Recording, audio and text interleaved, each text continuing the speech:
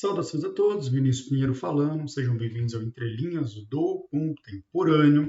Estamos aqui na nossa playlist sobre história da filosofia e a gente está resenhando no formato de audiovisual toda a obra do Nicolás Banhamo. Estou utilizando aqui essa edição que é uma edição portuguesa do editorial Presença e eu estou na sétima edição. Estamos começando agora o capítulo 11, é o último capítulo desse livro. Eu não sei dizer quantos vídeos vão ser produzidos, porque a gente vai tratar de um autor que é extremamente importante e é um tipo de autor que eu particularmente gosto. Não quer dizer que eu concordo, mas eu gosto bastante de Aristóteles. Eu gosto bem mais do que de Platão, por exemplo, né? Bom, começando a tratar, capítulo 11, para quem estiver acompanhando aí, de Aristóteles. Nesse primeiro vídeo eu separei para vocês a gente discutir a vida, os escritos e as primeiras impressões sobre a filosofia em Aristóteles. Primeira questão para dizer sobre a vida de Aristóteles é que ele foi discípulo de Platão. E aqui se inicia, pelo menos para nós ocidentais, vamos dizer assim, o primeiro grande momento de uma tradição, que são as relações entre discípulo e mestre. Esse tipo de relação que é caracterizada muitas vezes por uma relação de amor ou por uma relação de ódio, e quando não amor e ódio ao mesmo tempo. Então, são notórios os episódios de discípulos que seguem os mesmos caminhos dos seus mestres, mas que em determinado momento eles rompem com esses mestres. E a diferença que existe é como, por exemplo, essa ruptura vai se dar. E, pelo menos pela breve biografia trazida pelo Abanhamo, que está aqui no texto, ele fala que a relação entre Aristóteles e Platão foi uma relação de início continuidade. Então, Aristóteles ele começa como um platônico, ele desenvolve teoria com matriz platônica, mas depois ele rompe com o seu mestre. Mas com uma peculiaridade que ele rompe não de uma maneira dolorosa, não de uma maneira conflituosa. Então, pelo menos para o Banhamo, ele coloca de maneira muito evidente que Aristóteles sempre manteve uma relação de cordialidade, de respeito com a figura do seu mestre. Lendo um trecho aqui do Abanhamo, né? Aplicando-se na Ética Nicômaco, Ética Nicômaco é um dos livros de Aristóteles, a criticar a doutrina platônica das ideias, Aristóteles declara quão penosa lhe é a tarefa, dada a amizade que o liga aos homens que a defendem, e acrescenta: mas talvez seja melhor, e até mesmo um dever, para salvar a verdade, sacrificar nossos assuntos pessoais, principalmente quando se é filósofo. A amizade e a verdade são ambas estimáveis, mas é coisa melhor amar a verdade. Então é interessante, né, que Platão, para Aristóteles, sempre é uma figura para a qual ele devota grande amizade. Mas entre a amizade e a verdade, pelo menos na perspectiva de Aristóteles, ele se apresentando como um autor que tinha coisa nova, né, e diferente a acrescentar. Lembrando que Platão era uma baita de uma autoridade intelectual, né, um baita de um filósofo ao seu tempo, até hoje, né, óbvio, mas ao seu tempo era uma figura muito reverenciada, né, e Aristóteles ele rompe com a figura de Platão, mas ele o faz sem, né, entrar em choque, sem entrar em conflito, porque, enfim, a escola platônica era muito forte, né? Ela era muito dominante naquele tempo. Um outro dado interessante é que Aristóteles ele era macedônio, né? Ele não era grego, propriamente dito. E a Macedônia, passado um tempo, ela invade as cidades-estados gregas. Então tem uma questão militar e política entre gregos e macedônicos. Os macedônicos sempre não tão bem vistos assim. E Aristóteles, ele próprio macedônico, e que pese ter mergulhado na filosofia grega, então filosoficamente falando, ele era helênico, ele era grego, mas além disso, Aristóteles ele foi o mestre, digamos assim, né? O preceptor de Alexandre o Grande, né? O grande conquistador, filho de Filipe. Filipe é quem invadiu a Macedônia, e Alexandre expandiu o império até onde não aguentar mais. E o que ocorre foi mais um dos motivos para a biografia de Aristóteles ela ter uma certa mancha ao olhar dos gregos. Então ele era um grande pensador, bastante referenciado, mas primeiro ele era estrangeiro, ele não era grego, e segundo, ele era de uma nacionalidade que invadiu a Grécia.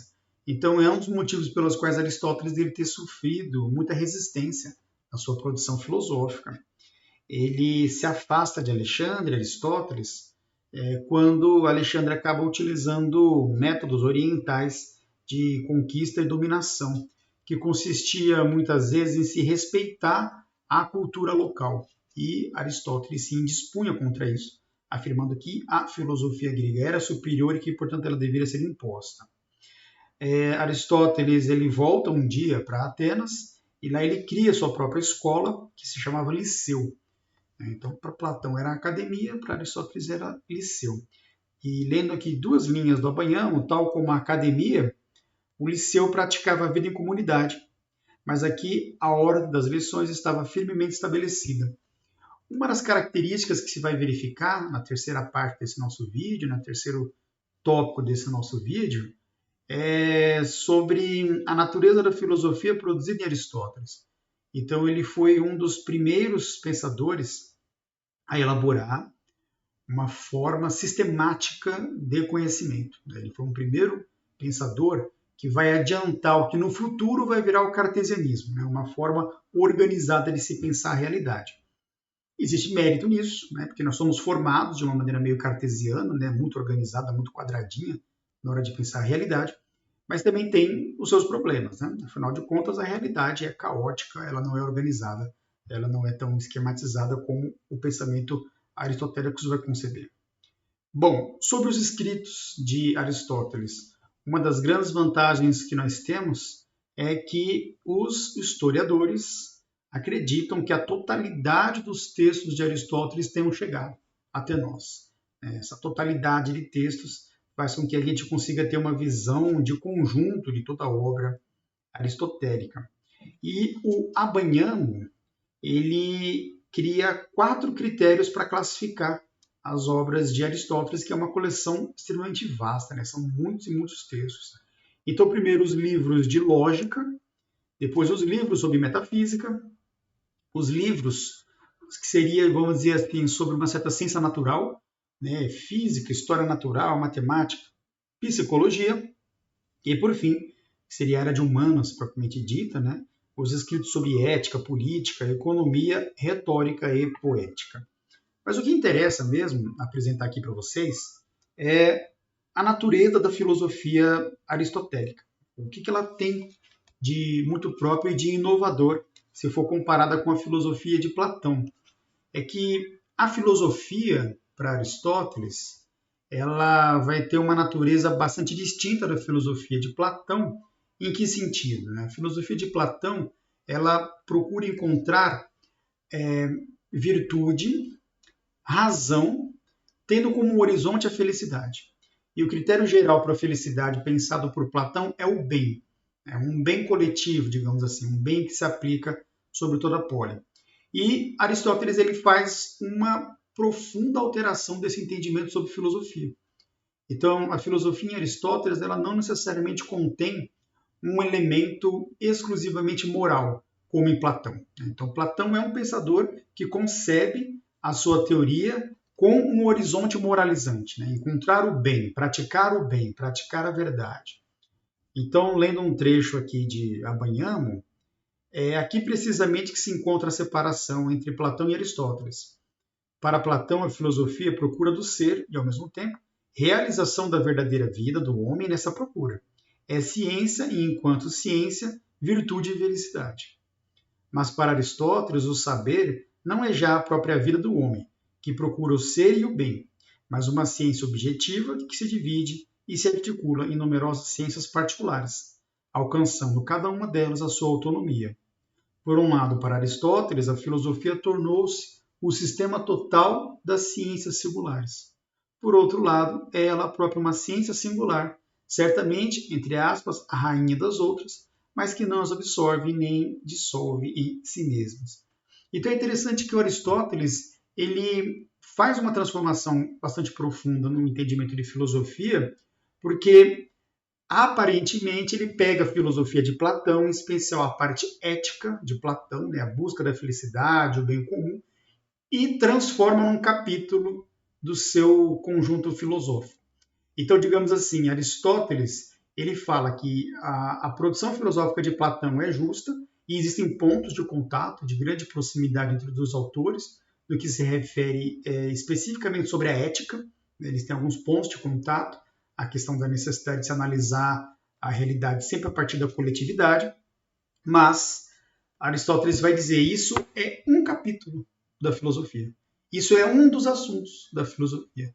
Filosofia é mais profunda. E aí, tomando a liberdade de ler mais alguns pontos aqui do Abanyamo, né? Ele fala assim, um primeiro aspecto, a filosofia é a ciência que tem por objeto o ser imóvel e transcendente, o motor ou o motor dos céus. É, portanto, falando uma teologia. A gente vai chegar a isso aqui, em especial a partir dos próximos vídeos. O Aristóteles ele vai dizer que a filosofia ela é a ciência das substâncias, aqueles elementos mais profundos, aqueles elementos mais essenciais que compõem toda a realidade. E dessas substâncias existe uma que é a originária, que ele vai chamar de Deus. E não à toa os medievais que vão desenvolver teologia vão pegar Aristóteles, especialmente Aquino, né, vai pegar Aristóteles e vai desenvolver. Então, primeiro aspecto da filosofia em Aristóteles é estudar substâncias e, mais especificamente, a substância primeira, aquela que dá origem a tudo. Observa que é um tipo de movimento teórico que outros autores pré-socráticos também desenvolveram. Né? Pitágoras, Anaxímenes, Anaxágoras, eles também desenvolveram esse tipo de preocupação.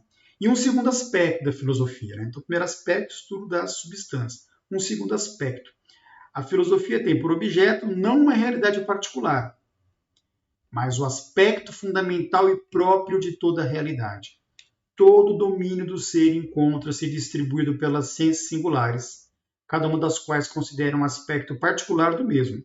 Só a filosofia considera o ser enquanto tal, prescindindo das determinações que constituem o objeto das ciências particulares.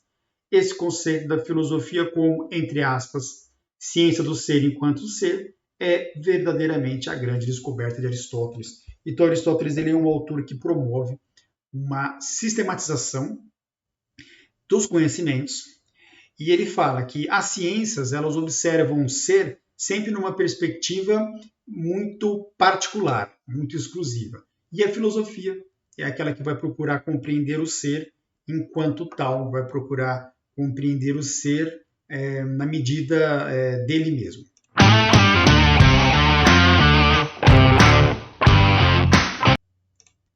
É isso, pessoal. Obrigado aí pela atenção de vocês. A gente tem a meta de sempre fazer um videozinho de no máximo uns 10 minutos, para não ser cansativo. Estouramos aí a meta, batemos aí quase 15 minutos, mas ok. Esses vídeos são produzidos num contexto de um grupo de estudos de História da Filosofia. Quem se interessar, tá na descrição no link sobre como entrar em contato conosco, para poder ir se informando. E a pretensão é, com esses vídeos, nós não termos aquele momento no grupo de estudos que alguém tem que apresentar o autor. Né? Esses vídeos todos já estão apresentando os diferentes temas. Quem tiver interesse, manda procura lá o link para ter contato conosco, se inscreve no canal, que é uma garantia que vai continuar recebendo nossos vídeos, curta, compartilhe e comenta aí para todo mundo do grupo de estudos História da Filosofia, para quem se interessar. Comenta com o pai, com a mãe, com a avó, com a tia, vizinho, com a namorada, o namorado e por aí vai. Obrigado pela atenção e até a próxima.